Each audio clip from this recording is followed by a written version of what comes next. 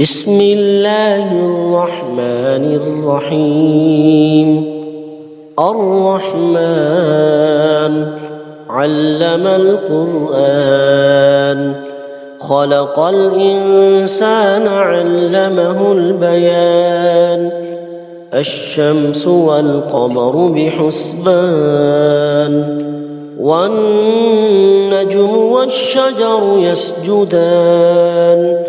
والسماء رفعها ووضع الميزان، ألا تطغوا في الميزان.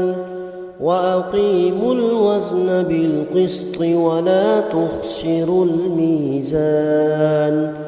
والأرض وضعها للأنام، فيها فاكهة والنخل ذات الأكمام. والحب ذو العصف والريحان. فبأي آلاء ربكما تكذبان؟ خلق الإنسان من صلصال كالفخار، وخلق الجان من مارج من نار. فبأي آلاء ربكما تكذبان؟ رب المشرقين ورب المغربين. فبأي آلاء ربكما تكذبان؟ مرج البحرين يلتقيان، بينهما برزخ لا يبغيان. فبأي آلاء ربكما تكذبان؟ يخرج منهما اللؤلؤ والمرجان.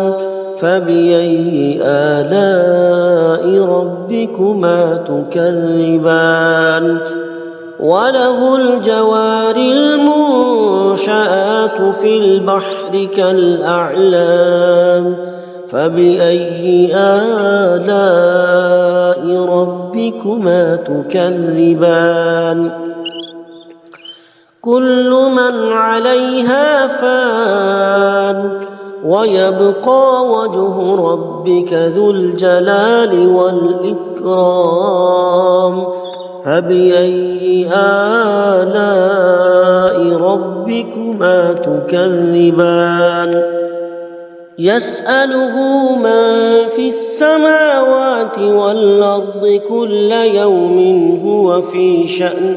فبأي آلاء ربكما تكذبان؟ سنفرغ لكم أيها الثقلان.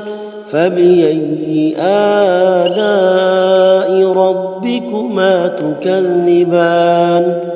يا معشر الجن والإنس إن استطعتم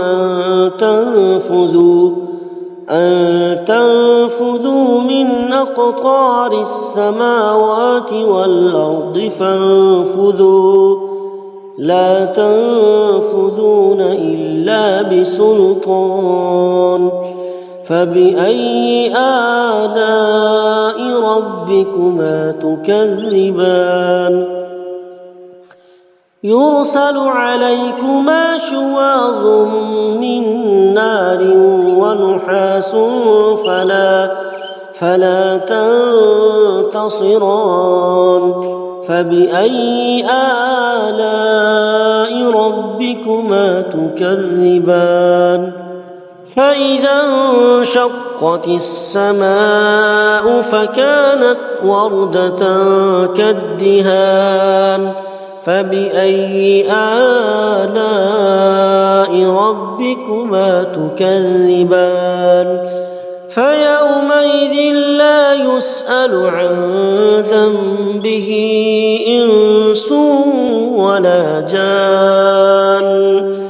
فبأي آلاء ربكما تكذبان؟